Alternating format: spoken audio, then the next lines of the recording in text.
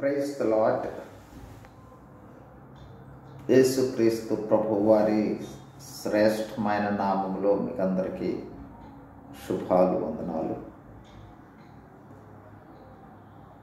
2024వ సంవత్సరము ముగింపులో ఉన్నాం. అనేక రకాలైన అనుభవాలు, అనేక విధాలైన పరిస్థితులలో గుండా నూతన సంవత్సరం 2025లోనికి ప్రవేశించబోతా ఉన్నాం.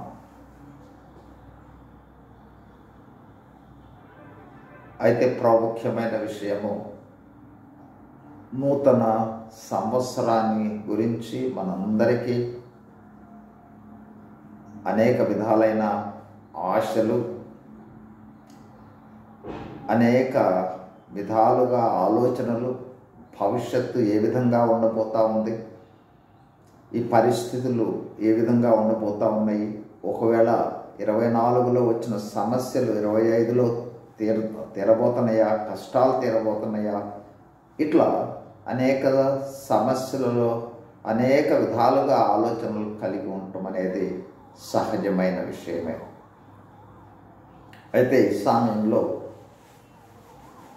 మనందరికీ దేవుని వాక్యము తెలియచేసే విషయాలు, తద్వారా మనము రాబోయే సంవత్సరంలో దేవుని వద్ద నుండి పొందే మేళ్లకు సంబంధించి కొన్ని విషయాలను క్లుప్తంగా ధ్యానించుకుందాం. మొదటిదిగా చూడండి, ద్వితీయోపదేశకాండము 11వ అధ్యాయము 12వ వచనం. అది నీ దేవుడైన యెహోవా లక్ష్యపెట్టు దేశము, నీ దేవుడైన యెహోవా కన్నులు సంవత్సరాది మొదలుకొని సంవత్సరాంతము వరకు ఎల్లప్పుడూ దాని మీద ఉండును. ఈ వాక్యము యేసుక్రీస్తు ప్రభువును అంగీకరించిన విశ్వాసులకు, రక్షణ అనుభవంలోనికి వచ్చిన విశ్వాసులకు సంబంధించి తెలియచేసే ప్రాముఖ్యమైన విషయము, సంవత్సరాది మొదలుకొని సంవత్సరాంతము వరకు దేవుని యొక్క కన్నులు మన మీద ఉంటాయి. కాబట్టి మన ప్రతి పరిస్థితి నుండి కూడా ఆయన సమకూర్చుతాడు. అట్లాగే ఒకవేళ ఇంకా ఆ యేసుక్రీస్తు ప్రభువును అంగీకరించని అనుభవంలో ఒకవేళ ఉన్నట్లయితే గమనించవలసినది, ఆ అనుభవంలో రావడం ద్వారా ఈ వాగ్దానము మీ సొంతం అవుతుంది. దేవుని యొక్క కన్నులు ఎల్లప్పుడూ మన మీద ఉండే అనుభవములోనికి మనము వస్తాం. ఇక మరొక వచనాన్ని జ్ఞాపకం చేస్తాం. చూడండి, ఇర్మియా గ్రంథము 29వ అధ్యాయము 11వ వచనం. నేను మిమ్మల్ని గూర్చి ఉద్దేశించిన సంగతులను నేను ఎరుగుదును, రాబోవు కాలమునందు మీకు నిరీక్షణ కలుగునట్లుగా అవి సమాధానకరమైన ఉద్దేశములే కానీ హానికరమైనవి కాదు. ఇదే యెహోవా వాక్కు. రాబోవు కాలమందు మీకు నిరీక్షణ అంటే మీరు దేని కొరకు ఎదురు చూస్తూ ఉన్నారో ఆ విధమైన మేలులు పొందటానికి సంబంధించి రాబోయే సంవత్సరం అనేది సమాధానకరమైన సంగతులనే దయచేస్తుంది, కానీ అవి ఏ విధంగా హానికరం కాదు అనే విషయాన్ని మనకు ఈ వాక్యం తెలియజేస్తూ ఉంది. కాబట్టి రాబో కాలంలో దేవుడు మన కొరకై అనేక మేలులను సిద్ధపరిచాడు అనే విషయాన్ని కూడా ఈ వాక్యం తెలియజేస్తూ ఉంది. అట్లాగే చూడండి, మరొక విషయాన్ని, మీ వాక్యాన్ని మీ గమనంలోనికి తీసుకుని వస్తాను. కీర్తనల గ్రంథము 40వ అధ్యాయం, కీర్తనల గ్రంథము 40వ కీర్తన 5వ వచనం, యెహోవా నా దేవా, నీవు మా ఎడల జరిగించిన ఆశ్చర్యక్రియలను, మా ఎడల నీకున్న తలంపులను బహు విస్తారములు, వాటిని వివరించి చెప్పేదని అనుకుంటేనే అవి లెక్కకు మించి ఉన్నవి. నీకు సాటి అయిన వాడొకడును లేడు. ఈ వాక్యములో దావీదు భక్తుడు మనతో మాట్లాడుతూ ఉన్న విషయం ఏంటంటే, గతంలో మన పక్షముగా అనేక ఆశ్చర్య కార్యాలను చేసిన దేవుడు, అద్భుత కార్యాలు మన జీవితాల్లో జరిగినాయి. ఆ విధంగా ఆశ్చర్య కార్యాలు జరిగించిన ఆ దేవునికి రాబో 2025వ సంవత్సరంలో నీ పక్షముగా, నా పక్షముగా, మనందరి పక్షముగా ఆయనకు ఒక ప్రత్యేకమైన తలంపులు ఎవరికి వారి పక్షముగా ఉన్నాయి. ఆ తలంపులు ఎలా ఎన్ని అంటే బహు విస్తారమైన తలంపులు. మన కొరకై అనేక విషయాలలో ఆయన తలంపులను కలిగి ఉన్నాడు. కాబట్టి రాబో సంవత్సరంలో మనకు దేవుడు అనేక విషయాలుగా మనల్ని ఆశీర్వదించాలని ఆయన అనేక తలంపులు కలిగి ఉన్నాడు.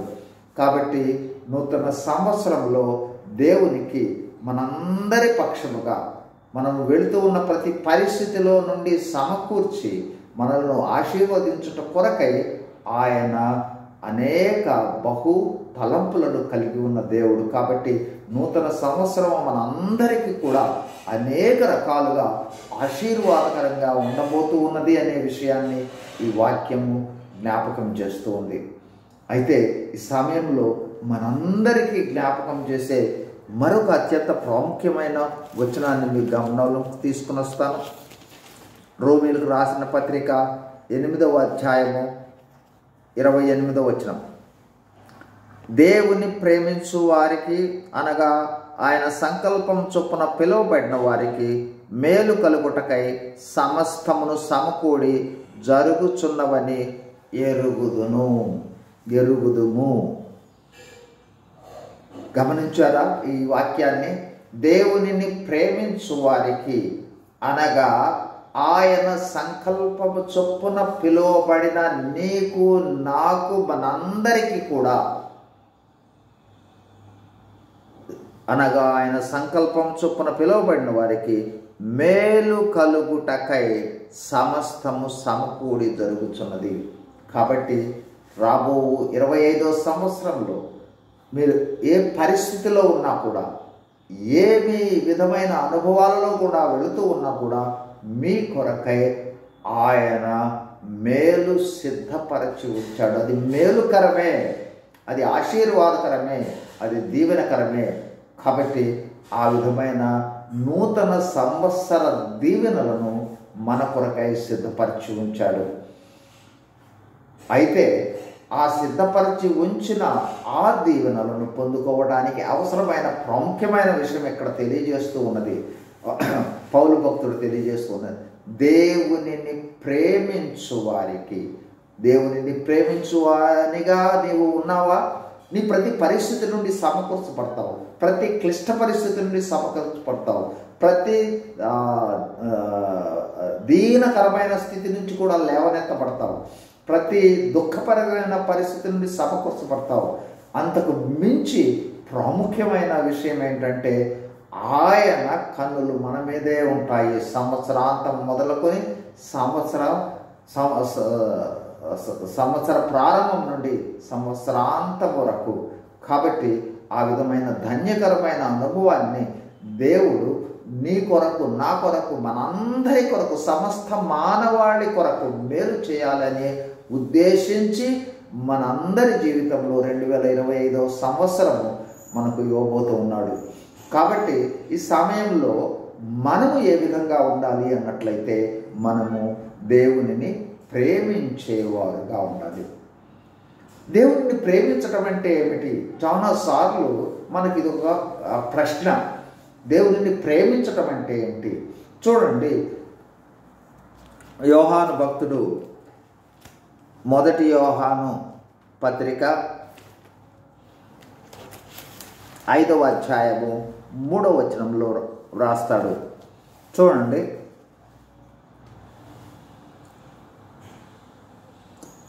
మనం ఆయన ఆజ్ఞలను గైకొనుటయే దేవుని ప్రేమించుట. కాబట్టి మనం అందరము ఒక్క క్రైస్తవులు మాత్రమే కాదు, క్రైస్తవులు కాని వాళ్ళు కూడా గమనించవలసినది ఏంటంటే దేవునిని ప్రేమించాలి. దేవునిని ప్రేమించాలి అంటే ఆయన యొక్క ఆజ్ఞలను గైకొనాలి. ఆ ఆజ్ఞలను గైకొనేవారుగా మనకు ఉన్నట్లయితే మన జీవితంలో జరిగే ప్రతిదీ కూడా మన మేలు కొరకే సమకూడి జరిగించే దేవుడు. కాబట్టి ఈ సమయంలో ఆయన ఆజ్ఞలు ఏమిటి అనేవి కొన్నింటిని మీ గమనంలోనికి తీసుకుని వస్తాను. చూడండి, మొట్టమొదటిదిగా అపోస్తులుల కార్యములు 17వ అధ్యాయము. అపోస్తులుల కార్యములు 17వ అధ్యాయము 30వ వచనం. మొదటిదిగా మనము జ్ఞాపకం చేసుకోబోతూ ఉన్న ఆజ్ఞ. ఆ అజ్ఞాన కాలములను దేవుడు చూచి చూడనట్టుగా ఉండెను. ఇప్పుడైతే అంతటను అందరును మారు మనసు పొందవలెనని మనుషులకు ఆజ్ఞాపించుచున్నాడు. మొదటిదిగా ఆయన మొదటి ఆజ్ఞ ఏంటంటే అందరూ అంతటను. కాబట్టి ఈ లోకంలో ఉన్న ప్రతి ఒక్కరూ, ప్రపంచంలో ఉన్న వాళ్ళందరూ కూడా మారు మనసు పొందాలి అనేది యేసుక్రీస్తు ప్రభు యొక్క ఆజ్ఞ. ఎందుకంటే మారు మనసు లేకపోయినట్లయితే దేవుని ప్రణాళికలోనికి రారు. మారు మనసు లేకపోయినట్లయితే లోకములో పాపములో జీవించే అనుభవంలో ఉంటారు. మారు మనసు లేకపోయినట్లయితే దేవుడు మనలోనికి రావడానికి అవకాశం ఉండదు. ఎందుకంటే పాప స్వభావం అనేది దేవుడు రాకుండా అడ్డగించడం జరుగుతుంది. కాబట్టి మారు మనసు పొందవలసిన అవసరతను గురించి, ఆ తీవ్రతను గురించి తెలియచేయటం అనేది జరుగుతుంది. అట్లాగే చూడండి, మరొక వచనము గమనము, తిమోతికి రాసిన మొదటి పత్రిక, తిమోతికి రాసిన మొదటి పత్రిక 2వ అధ్యాయం 4వ వచనం. ఆయన మనుషులందరూ రక్షణ పొంది సత్యమును కూర్చిన అనుభవం గలవారై ఉండవలనని నిశ్చయించుచున్నాడు. మనుషులందరూ రక్షింపబడి, అంటే మారు మనసు ద్వారా రక్షణలోనికి రావాలి. మారు మనసు ద్వారా రక్షణలోనికి రావడం అంటే ఏమిటి? మారు మనసు అంటే మనము జీవిస్తూ ఉన్న జీవితము దేవునికి అయిష్టమైన జీవితము లేదా దేవునికి అసహ్యమైన జీవితాన్ని, దేవునికి వ్యతిరేకమైన జీవితాన్ని జీవిస్తున్నారు అనే విషయాన్ని గ్రహించి ఆ పాత అనుభవంలో నుండి మారు మనసు అంటే మనసు మార్చుకొని దేవుని వైపుకు తిరుగుట అనేది మొదటిది. అంటే మారు మనసు పొందుతా ద్వారా మనం పశ్చాత్తాప అనుభవంలోనికి వస్తాం. అయ్యో, నేను పాప స్వభావంలో జీవిస్తూ ఉన్నాను, దేవునికి వ్యతిరేకంగా జీవిస్తూ ఉన్నా, ఈ స్థితి నాది. కాబట్టి ఈ స్థితి నుండి తప్పించగలిగే వాళ్ళు ఎవరు అన్నట్లయితే పాపులను రక్షించుట కొరకు యేసుక్రీస్తు ప్రభు వచ్చాడు. ఆయన మనందరి కోసము కల్వరి శిలువలో ఆ పాప క్షమాపణ నిమిత్తము పాపముల నుండి విమోచించేందుకు కల్వరి శిలువలో క్రయధనంగా తన ప్రాణాన్ని అర్పించాడు. ఆయన రక్తము ద్వారా పాపం నుండి విముక్తి అనే విషయాన్ని గుర్తించి ఆయన రక్తములో కడుగబడే అనుభవములంటే తగ్గించుకొని దీనులమై ఆయనను ప్రభువా నన్ను క్షమించమని వేడుకున్నట్లయితే అప్పుడు ఆయన తన రక్తము ద్వారా మనల్ని కడుగుతాడు. ఆ కడిగిన తరువాత మనము బాప్తిస్మ అనుభవంలోనికి వెళ్ళి తద్వారా పరిశుద్ధాత్మ అనే వరాన్ని పొందుట ద్వారా రక్షణ కార్యం పూర్తవుతుంది. కాబట్టి ఆ రక్షణ అనుభవంలోనికి, అంటే యేసుక్రీస్తు ప్రభువుని మనము సొంత రక్షకుడుగా అంగీకరించే అనుభవంలోనికి మనము రావటం అనేది మొట్టమొదటిదిగా చేయవలసిన పని లేదా దేవుని ఆజ్ఞ. కాబట్టి ఆజ్ఞను మనము అంగీకరించినట్లయితే ఆ విధంగా ఆయన ఆజ్ఞను పాటించి మారు మనసు పొందే అనుభవంలోనికి ఉండటం జరుగుతుంది. ఇది మొట్టమొదటి ప్రాముఖ్యమైన విషయం. అదే విషయాన్నే 2వ పేతురు రాసిన 2వ పత్రికలో కూడా చూస్తాం. 3:9 కొందరు ఆలస్యమని ఎంచుకున్నట్లు ప్రభువు తన వాగ్దానములను గూర్చి ఆలస్యం చేయవాడు కాడు, కానీ ఎవడును నశింపవలనని ఇచ్చయింపక అందరూ మారు మనసు పొందవలనని కోరుచు మీ ఎడల దీర్ఘశాంతము గలవాడై ఉన్నాడు. కాబట్టి మారు మనస్సు, అందరూ మారు మనసు పొందాలి అని. కాబట్టి మొదటిదిగా ఆయనను ప్రేమించుట అంటే ఆయన ఆజ్ఞ, మారు మనసు పొందుట లేదా రక్షింపబడుట అనే అనుభవంలోనికి వచ్చుట అనేది మొదటిదిగా. ఈ రక్షణ అనుభవంలోనికి వచ్చినట్లయితే ప్రతిదీ కూడా మేలు కొరకై సమకూర్చి జరగబడుతూ ఉంది. కాబట్టి ఇప్పటికి కూడా యేసు ప్రభువుని సొంత రక్షకుడిగా అంగీకరించని అనుభవంలో ఉన్న ప్రియ సహోదరుడా, సహోదరి, నీ కోసం దేవుడు కల్వరి శిలువలో క్రయాన్ని చెల్లించేశాడు. కేవలము ఆ విమోచన కార్యాన్ని, ఆ చెల్లించిన క్రయాన్ని మీ జీవితంలో వర్తింప చేసుకోవటానికి కేవలము పశ్చాత్తాపపడి ప్రభువా నాకు రక్షణ భాగ్యాన్ని దయచేయమని చిన్న ప్రార్థన చేస్తే నీవు రక్షణలోనికి వస్తావు. దేవుడు నీలోనికి వస్తాడు. దేవుని స్వాస్థ్యానికి వారసులం అవుతావు. అంతేకాదు యేసుక్రీస్తు ప్రభువు ఈ క్షణంలోనే రావచ్చు. మారు మనసు అనుభవంలోకి వచ్చినట్లయితే వెంటనే ఈ క్షణంలో యేసు ప్రభు వచ్చినా సరే నీవు మార్పు చెంది మహిమా శరీరాలు ధరించుకొని ఆయనతో నిత్యత్వంలో ఉండట కొరకై ఎత్తపడతావు. ఈ ధన్యతలోనికి ఈ సంవత్సరము మనలను దేవుడు తీసుకుని రావాలి అనేది ఆయన ఆశ. అంతేకాదు ప్రతి విధమైన ఆశీర్వాదం, యేసుక్రీస్తులో ప్రతి విధమైన ఆశీర్వాదం ఉంది. ఆ ఆశీర్వాదాన్ని ఇవ్వాలనేది కూడా ఆశపడతా ఉన్నాడు. రెండవదిగా జ్ఞాపకం చేస్తూ ఉన్న విషయం చూడండి, ఎఫెసీయులకు రాసిన పత్రిక 5:18.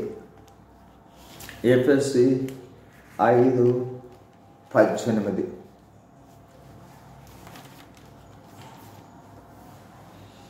చివరి భాగ్యం చదువుతున్నాను. ఆత్మ పూర్ణులై ఉండుడి. ఇంకొక కమాండ్, ఇంకొక ప్రాముఖ్యమైన ఆజ్ఞ. ఇది విశ్వాసులకు, అంటే యేసుక్రీస్తును అంగీకరించి రక్షణ అనుభవంలోనికి వచ్చిన వారి అందరిలో కూడా పరిశుద్ధాత్మ అనేది వరముగా ఉంటుంది. నిజమైన మారు మనసు, పాపక్షమాపణ, బాప్తిస్మము అనుభవంలోనికి వచ్చిన ప్రతి ఒక్కరిలో కూడా పరిశుద్ధాత్మ ఉంటుంది. అయితే ఇక్కడ ఆజ్ఞ ఏంటంటే ఆత్మ పూర్ణులై ఉండుడి, అంటే ఆత్మ చేత నింపబడి ఉన్న అనుభవం అనేది ప్రాముఖ్యమైన అనుభవం. కాబట్టి ఆత్మ మనలోనికి వచ్చిన తర్వాత ఆత్మ పూర్ణత లేకపోయినట్లయితే మనం ఏ విధంగా ఏ విధంగా ఉంటామంటే చూడండి, వచ్చిన ఆత్మను మనము గ్రహించలేకపోయినట్లయితే మొదటిదిగా తెస్సలోనికైలకు రాసిన పత్రిక 5వ అధ్యాయము 19వ వచనం. ఆత్మ పూర్ణత లేకుండా మనము జీవిస్తూ ఉన్నట్లయితే ఒకవేళ ఈ అనుభవాలలో ఉన్నట్లయితే సరి చేసుకోవాలి. ఏమిటి అనుభవాలంటే చూడండి, ఆత్మను ఆత్మకుడి. చాలాసార్లు చాలా మంది క్రైస్తవులకు మనకున్న గ్రహింపు ఏంటంటే మనలో పరిశుద్ధాత్మ ఉన్నాడు, దేవుడే మనలో ఉన్నాడు, క్రీస్తే మనలో ఉన్నాడు అనే గ్రహింపులో ఉండము. తద్వారా ఆ ఆత్మ ఆ ఆత్మను జీవింపజేయడానికి కాదు, కానీ వచ్చిన ఆత్మను ఆర్పివేసే వాళ్ళంగా ఉండటం జరుగుతుంది. ఆత్మ చేయవలసిన, ఆత్మకి ఇవ్వవలసిన స్థానాన్ని ఇవ్వకపోవటము, ఆత్మను ప్రాధాన్యత ఇవ్వకపోవటం, గ్రహించకపోవటం వల్ల వచ్చిన ఆత్మ వెలిగింపే విషయంలో కాదు, కానీ దానిని ఆర్పివేయబడిన వాళ్ళంగా ఉండటం జరుగుతుంది. ఆ విధంగా ఉన్నామా? మొట్టమొదటిది. రెండవదిగా చూడండి, ఎఫెసీయులకు రాసిన పత్రికలోనే 4:30 ఉన్నది. పరిశుద్ధాత్ముడు మనలోనికి వచ్చిన తర్వాత కూడా పాత జీవితము లేదా పాప జీవితాన్ని వదిలిపెట్టకుండా ఉన్నట్లయితే మనలోనికి వచ్చిన పరిశుద్ధాత్ముడు ఏ విధంగా ఉంటాడు అంటే చూడండి, 4వ అధ్యాయము 30వ వచనం. దేవుని పరిశుద్ధాత్మను దుఃఖపరచకుడి. కాబట్టి మనము రక్షింపబడిన తర్వాత మన పాప జీవితాన్ని కొనసాగిస్తూ దేవునికి అయిష్టమైన, దేవునికి వ్యతిరేకమైన జీవితాన్ని మనం ఈ లోకంలో జీవిస్తూ ఉన్నట్లయితే మనలో ఉన్న పరిశుద్ధాత్ముడు దుఃఖించేవాడుగా ఉండటం జరుగుతుంది. ఆ రీతిగా ప్రతిదినము ఆయనను దుఃఖపెట్టే వాళ్ళంగా ఉన్నామా? ఒకసారి పరీక్షించుకోవాలి. అయితే ఇక్కడ ప్రాముఖ్యమైనది ఆత్మ పూర్ణులైండుడి. కాబట్టి ఆత్మ పూర్ణులై ఉన్న అనుభవంలో, అంటే ఆత్మ మనలోనికి వచ్చిన లేదా ఉన్న యేసుక్రీస్తు ప్రభువుని మన హృదయం అనే సింహాసనం మీద ఆసీనుడిగా చేసి ఆ ఆత్మ ఆధీనంలోనికి వచ్చి ఆత్మ చెప్పేది విని ఆత్మ విధంగా బోధింపబడి ఆత్మ విధంగా నడిపింపబడే అనుభవంలో ఉన్నట్లయితే రాబోయే 2025 సంవత్సరము నిశ్చయముగా సంపూర్ణమైన ఆశీర్వాదాలతో దేవుడు మిమ్మలను నింపును. కాబట్టి అంతేకాదు, ఈ ఆత్మతో నింపబడిన అనుభవము వలన మనము రాకడలో ఎత్తబడే వాళ్ళంగా ఉండటం జరుగుతుంది. మీరు గమనించారో లేదో, 10 మంది కన్యకల ఉపమానంలో 5గురు విడిచిపెట్టబడటానికి కారణము నూనె లేకపోవటము. నూనె అనేది ఆత్మకు సాదృశ్యం. కాబట్టి ఆత్మ సంబంధమైన, ఆత్మతో నింపబడిన క్రైస్తవులుగా మనము ఉన్నప్పుడు మాత్రమే ఎత్తబడతాము. కాబట్టి ఆ ఎత్తబడడం ద్వారా వచ్చే ధన్యతలోనికి వెళ్తాము. అంతేకాదు, ఈ లోకంలో ఉండగా కూడా ఆ దేవుని యొక్క ఆశీర్వాదాలు సమస్తము కూడా మన మేలుకే జరిగించే అనుభవంలో ఉండటం జరుగుతుంది. మూడవదిగా చూడండి, మార్కు సువార్త 16వ అధ్యాయము 15వ వచనం. మార్కు సువార్త 16:15. మరియు మీరు సర్వలోకమునకు వెళ్ళి సర్వ సృష్టికి సువార్తను ప్రకటించుడి. 3వ ఆజ్ఞ జ్ఞాపకం చేసుకుంటున్నాం.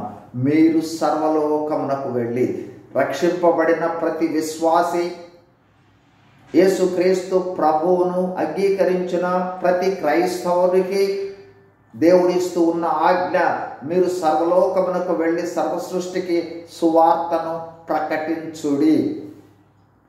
కాబట్టి ఈ సమయంలో మనము ప్రశ్నించుకోవాల్సిన విషయము, ఆయన సువార్తను ప్రకటిస్తూ ఉన్నామా?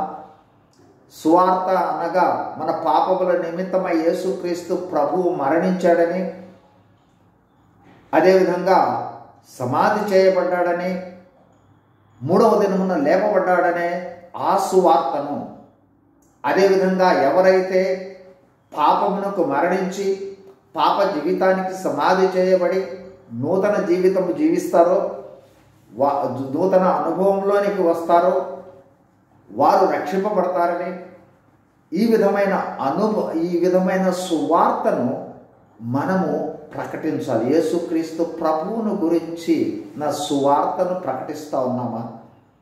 ఆయన ద్వారా రక్షణ అనే విషయాన్ని ప్రకటిస్తున్నామా? ఆయన ద్వారా నిత్యాగ్ని గుండము నుండి తప్పించబడతారనే విషయాన్ని ప్రకటిస్తున్నామా? ఆయన ద్వారా పరలోక రాజ్యానికి ప్రవేశం వచ్చింది అనే విషయాన్ని గ్రహిస్తున్నామా? ఆయన ఆ సువార్తను అంగీకరించడం ద్వారా దేవుడు మనల్ని ఆవరించి ఉంటాడు, దేవుడు మనలో ఉంటాడు, మనతో ఉంటాడనే ఈ సువార్తను ప్రకటిస్తున్నామా? ఒకవేళ ప్రకటించకపోయినట్లయితే జ్ఞాపకం చేస్తూ ఉన్న ప్రాముఖ్యమైన విషయము ఈ దినము నుండి కనీసం మన ఇంట్లో వాళ్ళకి, మాకు ప్రక్కింటిలో వాళ్ళకి, దగ్గరున్న వాళ్ళకి, మాట్లాడే వాళ్ళకి, ఎవరితోనైనా సరే మన సాక్ష్యాన్ని, యేసు ప్రభు ద్వారా వచ్చే ఆ ఆశీర్వాదాలను, దీవెనలను, ఆ నిత్య జీవాన్ని ప్రకటించే వారంగా ఉండడం ద్వారా సమస్తము 2025 సంవత్సరంలో ప్రతిదీ కూడా మనకు మేలుకరంగా జరగబోతూ ఉన్నది. ఇక మరొక ప్రాముఖ్యమైన విషయాన్ని జ్ఞాపకం చేసి నేను ముగించేస్తాను. మరొక ప్రాముఖ్యమైన విషయాన్ని మార్కు సువార్త 13వ అధ్యాయం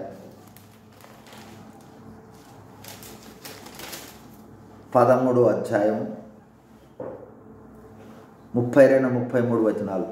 ఆ దినమును గూర్చియు ఆ గడియను గూర్చియు తండ్రి తప్ప ఏ మనుషుడైనను పరలోకమందుల దూతలైనను కుమారుడైనను ఎరుగరు. జాగ్రత్త పడుడి, మెలకువగా ఉండుడి, ప్రార్థన చేయుడి, ఆ కాలం ఎప్పుడు వచ్చునో మీకు తెలియదు. యేసుక్రీస్తు ప్రభు యొక్క రహస్య రాకడ, మధ్యాకాశంలోనికి వచ్చే రాకడ సిద్ధంగా ఉంది. ఏ క్షణమైనా జరగవచ్చు, ఈ క్షణమే జరగవచ్చు. కాబట్టి ఇక్కడ యేసుక్రీస్తు ప్రభు వారు ఇస్తూ ఉన్న ఆజ్ఞ ఏంటంటే జాగ్రత్త పడుడి, మెలకువగా ఉండుడి, ప్రార్థన చేయండి. కాబట్టి ఆయన ఆజ్ఞ జాగ్రత్తగా ఉన్నట్టు అంటే మనము మన జీవితాలను పవిత్రంగా జీవించుట కొరకు సిద్ధపరచుట, పాపము మనకు అంటకుండా చూచుట, అట్లాగే మనకు దేవుడిచ్చిన తలాంతులను, అవి భౌతికమైనవి కావచ్చు లేదా ఆత్మీయ తలాంతులు కావచ్చు, వాటిని దేవుని మహిమార్థమై వినియోగించుట, దేవుని సాక్షార్థమై జీవించుట, దేవుని స్వరూపాన్ని అనేకులకు తెలియచేయుట, ఇదే జాగ్రత్తగా క్రీస్తు వలె జీవించుట. రెండవదిగా మెలకువగా ఉండడి, అంటే ఈ క్షణమే వస్తుందేమో రాకడ. కాబట్టి ఒకవేళ వదిలివేయబెడతామేమో, ఏ విషయంలో తప్పిపోతా ఉన్నాము, ఏ విషయంలో లోపం ఉంది, ఏ విషయంలో సరి చేసుకోవాలనే విషయాన్ని మనము ఎప్పటికప్పుడు ప్రతి క్షణము మనము మారు మనసు అనుభవంలోనికి వచ్చి సరి చేసుకునే అనుభవంలోనికి వచ్చుట అనేది మరొక విషయం కాగా, మూడవది ప్రార్థన చేయడం. ఎల్లప్పుడూ ప్రార్థన చేసేవాళ్ళంగా మన కొరకు, మన కుటుంబం కొరకు, మన దేశం కొరకు, రాజుల కొరకు, మన సంఘం కొరకు, ఈ విధంగా అనేకుల కొరకు విజ్ఞాపనలు, విన్నపాలు చేసే అనుభవంలో ఉండి ఎల్లప్పుడూ, అంతేకాదు అంతకు మించి ప్రభువాన్ని రాకడలో నేను ఎత్తపడినట్లుగా సిద్ధంగా ఉన్నట్లుగా ప్రార్థన నిరంతరము ఎల్లప్పుడూ ప్రార్థించే అనుభవంలో ఉండాలి. కాబట్టి ఇది కూడా యేసుక్రీస్తు ప్రభు యొక్క ఆజ్ఞ. కాబట్టి ఈ ఆజ్ఞలను పాటించుట ద్వారా మనము ఆయనను ప్రేమించే వాళ్ళంగా ఉండటం జరుగుతుంది. ఇంకా అనేక ఆజ్ఞలు ఉన్నాయి, కానీ క్లుప్తంగా జ్ఞాపకం చేసుకున్నదే. ఒకవేళ ఇప్పటికి కూడా రక్షణ అనుభవంలోనికి లేకపోయినట్లయితే ఆయన యొక్క ఆజ్ఞ మారు మనసు పొందు, సమస్తము మేలుకరమవుతుంది. రెండవది ఆత్మ పూర్ణునిగా ఉండు, సమస్తము మేలుకరమవుతుంది. రాకడలో ఎత్తబడతావు. అట్లాగే సర్వలోకమునకు వెళ్ళి సర్వ సృష్టికి సువార్తను ప్రకటించనేది ఆజ్ఞ. అప్పుడు ఆయనను ప్రేమించే వాళ్ళుగా ఉండటం జరుగుతుంది. తద్వారా అనేకులను ఆయన రాజ్య ప్రవేశానికి అర్హులుగా చేయటం జరుగుతుంది. ఆఖరిగా జ్ఞాపకం చేసుకుంటూ ఉన్న విషయం ఏంటంటే సిద్ధపడి ఉండాలి, రాకడ కోసము మెళకువగా ఉండాలి, ప్రార్థన చేసేవాళ్ళగా ఉండాలి. అప్పుడు మనకు రాబో 2025 సంవత్సరము, రోమీయులకు రాసిన పత్రిక 8:28, దేవునిని ప్రేమించు వారికి, అనగా ఆయన సంకల్పం చొప్పున పిలువబడ్డ వారికి మేలు కలుగుటకై సమస్తము సమకూడి జరుగుతున్నదని ఎరుగుదము. వచ్చే సంవత్సరం 2025వ సంవత్సరంలో నీవు చేయు ప్రతి పని కూడా, నీ జీవితంలో జరుగు ప్రతి సంగతి కూడా అది మేలు కోసమే దేవుడు సమకూర్చి జరిగిస్తాడు. ఆ విధంగా దేవుడు వచ్చు సంవత్సరం మిమ్మల్ని అందరినీ కూడా సమృద్ధిగా దీవించి ఆయన రాకడలో ఎత్తబడినట్లుగా సహాయం చేయనుగాక. దేవుడు తన వాక్యమును దీవించునుగాక. చిన్న ప్రార్థన చేసుకుందాం. పరిశుద్ధుడైన మా ప్రియ పరలోకపు తండ్రి, యేసు ప్రభు వారి నామములో స్తోత్రాలు. దేవా, మమ్మల్ని జ్ఞాపకం చేసుకుని మీరు ఇచ్చిన శ్రేష్టమైన వాక్కులను బట్టి స్తుతిస్తా ఉన్నాం. నూతన సంవత్సరము మా అందరికీ దీవెనకరంగా ఆశీర్వాదకరంగా దయచేసే దేవుడు అని మిమ్మల్ని స్తుతిస్తూ వింటున్న ప్రతి ఒక్కరిని కూడా మీ హస్తాలను చాపి దీవించమని వేడుకుంటూ యేసు ప్రభు వారి నామంలోనే వినయంగా ఈ ప్రార్థన అడిగి వేడుకొంచున్నాం తండ్రి. ఆమెన్. Praise the lord.